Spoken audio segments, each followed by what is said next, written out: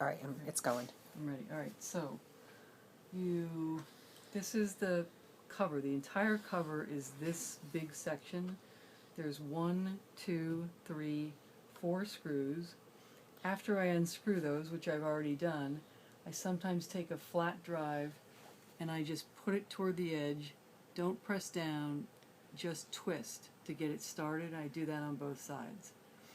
After it's started, you just pull it back and then you lift up from the front of it.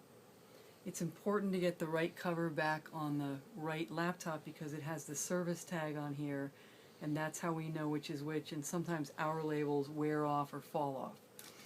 When I take the screws out, I put them all in this tape ring so I don't lose any. Once you've got the cover off, the drive is this piece right here. It's a gray metal. It has a little flap after you take the screws out, which are 1, 2, 3, 4. You lift this little paper tab, and sometimes you have to push toward the back or jiggle, and you just kind of pop it up. And then you lift it up, and then you just put it right down on the cover.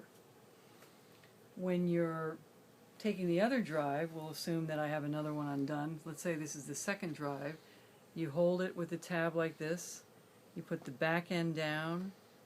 You line it up, and you push down on the metal and seat it nicely. And then you put the 4 screws back in.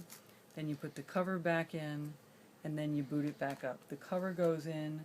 You lay it down flat and just slide it gently into place. And then you push on it like that, and as long as, whoops, it's not lined up. You got to push the back down so that it will go in. There's a little slot in the back, so it's got to be down, push it, and make sure that on both sides, which I don't have, that it lines up in the front. So the front should be lined up, and all the screws should be lined up.